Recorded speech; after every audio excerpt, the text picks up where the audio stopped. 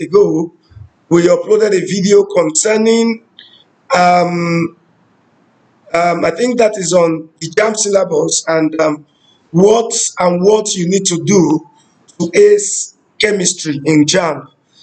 To God be the glory. I should call myself a potential chemist. Okay, and basically today we'll be looking at the last on that list of JAMB syllabus, organic chemistry.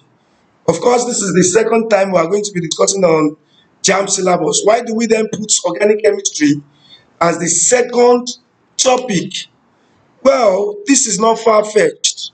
If you check your JAMB past question, you see that the questions that carry a higher percentage in the past question, the topic that carries a higher percentage in the JAMB past question is organic chemistry. There was a time we have nothing less than 10 out of 50 questions from organic chemistry. So today, we want to quickly go for the low-hanging mangoes, the mangoes that are really needed and badly needed but sadly lacking anyway. So we are going to, the part I want to trail today is to give you a brief introduction on the topic and then begin to solve questions and explain on each question. Organic chemistry, like you and I must know, is that before now we have series of definitions, part of which is that it is the study, organic chemistry is the study of compounds that can be gotten from plants and animal, simply because the word organic can be attributed to life, okay, plants and animal. However, maybe because there's a vital force that drive organic compounds also, vital force in the sense that it is natural, it is not synthetic. However, in the year 1927 stroke 1928, Frederick Wohler was the scientist, the chemist that put this definition in question, into doubt, and the definition is no longer available. And in fact, the definition that is obtainable today is that organic chemistry is the study of carbon containing compounds, excluding the oxides and the carbon containing salts, excluding the oxides and the carbon containing salt. So what do you need to know on organic chemistry? Number one, apart from the definition, you also have to know the definition of terms like homologous series, of terms like functional group, of terms like hybridization, of terms like alkyl group. I'm just going to give you the reality of all of this. Homologous series, if you define it, you say that it's a series of a family of organic compounds which follow a regular structural pattern.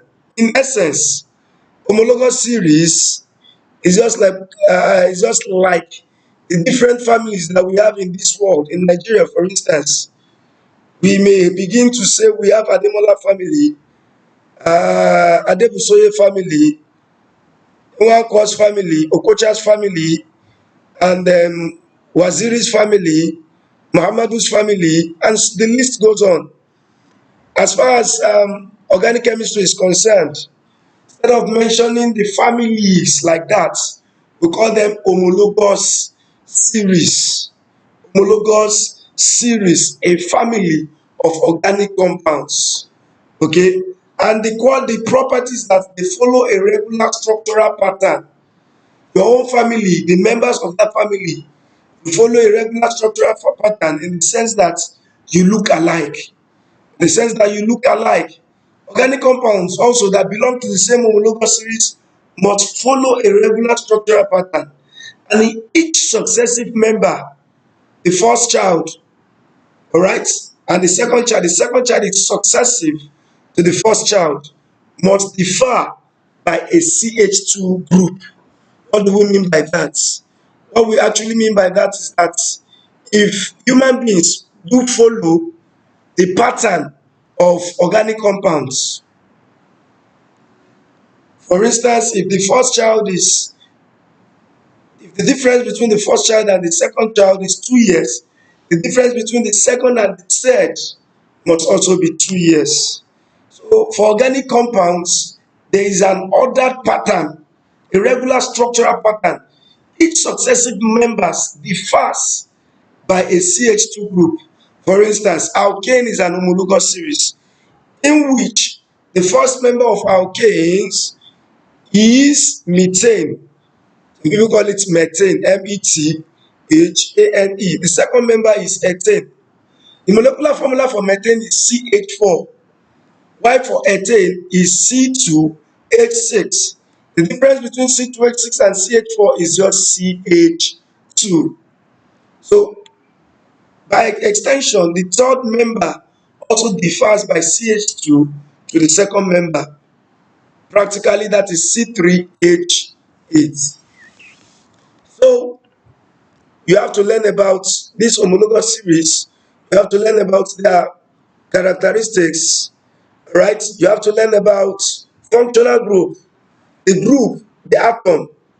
Sometimes it is just an atom, sometimes it is a bond, single, double, and triple bond. Sometimes it's a group of atoms, or what we call radical, that determines the behavior, the chemical properties of organic compounds. Such species are called functional group. It's like your blood type, your genotype.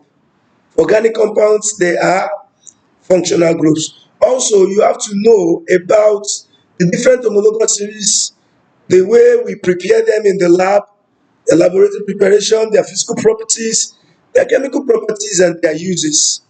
So, like I said, I'm just going to give you a bit of the introduction. Different homologous series: alkanes, alkenes, alkynes, alkanols, alkanals, alkanones, alkanoic acids, amines, amides, alkanes, alkenes, alkynes, alkanols, otherwise called alcohols, alkanals, otherwise known as aldehydes, alkanones, otherwise known as ketones, alkanoic acids, otherwise called carboxylic acids, okay, amines, amides, thiols, and the likes.